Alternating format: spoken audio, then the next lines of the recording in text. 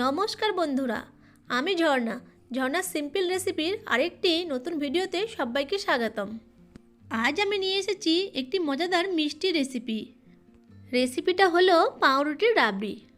এমনিতে রাবড়ি বানাতে একটু বেশিই টাইম লাগে, কিন্তু এই পাউরুটির রাবড়িটা বানাতে খুব বেশি টাইম লাগে না, খুব সহজেই বানিয়ে ফেলা যায় এই রেসিপিটা। চলুন রেসিপিতে চলে যাই। এই রাবড়ির রেসিপিটা বানানোর জন্য এখানে আমি 6 পিস ছোটো সাইজের ব্রেড নিয়ে নেব। বাদামি অংশগুলো কেটে বাদ দিয়ে দেব।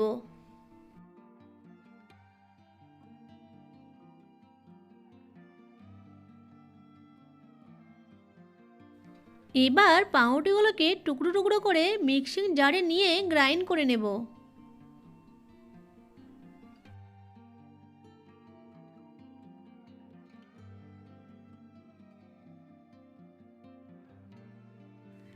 তারপর গ্যাসের ফ্লেমটা অন করে একটি কড়াইয়ে 1 লিটার দুধ দিয়ে দেব।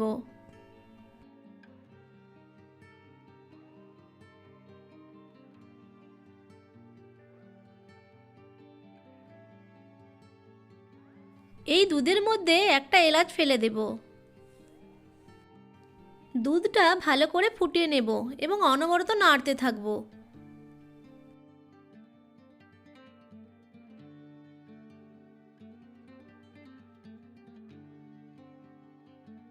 এখন দুধের মধ্যে 2 চামচ পাউডার দুধ দিয়ে দেব। পাউডার দুধটাকে দুধের সাথে ভালো করে মিশিয়ে নেব। যখন দুধটা একটু ঘন হয়ে যাবে, এই সময় ব্রেড স্কামগুলোকে দুধের মধ্যে দিয়ে ভালো করে মিশিয়ে নেব। এখন দুধ এবং পাউরুটির মিশ্রণটাকে 3 থেকে 4 মিনিট ফুটিয়ে একটু ঘন করে নেব।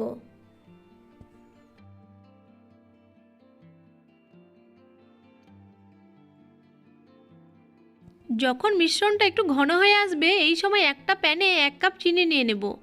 চিনির পরিমাণটা আপনারা আপনাদের প্রয়োজন মতো বাড়িয়ে বা কমিয়ে নিতে পারেন। এখন এই চিনির মধ্যে সামান্য একটু জল যোগ করে দেব। চিনিগুলো গলতে শুরু করেছে। চিনির কালারটা যখন বাদামি রঙের হয়ে যাবে, তখন ওই ক্যারামেল চিনিটা পাউরুটি এবং দুধের মিশ্রণে যোগ করে দেব।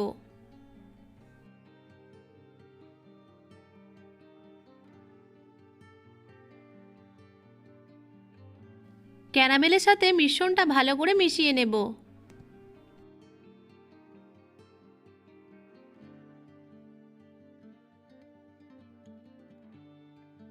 যখন একটা ক্রিমি টেক্সচার চলে আসবে, এই সময় কিছু কাঠবাদামের কুচি যোগ করে আবারও ভালো করে মিশিয়ে নেব।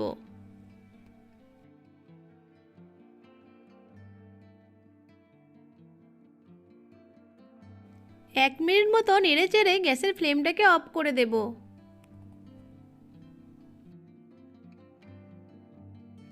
তৈরি হয়ে গেল ইনস্ট্যান্ট ব্রেড রাবড়ি রেসিপি।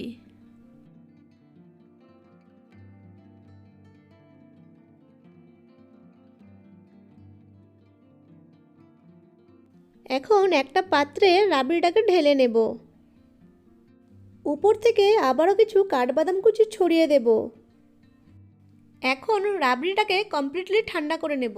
তারপর 1 ঘন্টা ফ্রিজে রেখে দেব। 1 ঘন্টা পর ফ্রিজ থেকে বের করে এনে একটি বাটিতে সার্ভ করে দেব।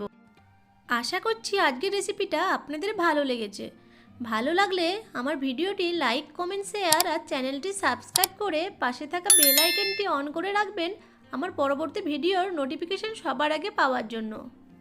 ভিডিওটি সম্পূর্ণ দেখার জন্য আপনাদের অসংখ্য ধন্যবাদ।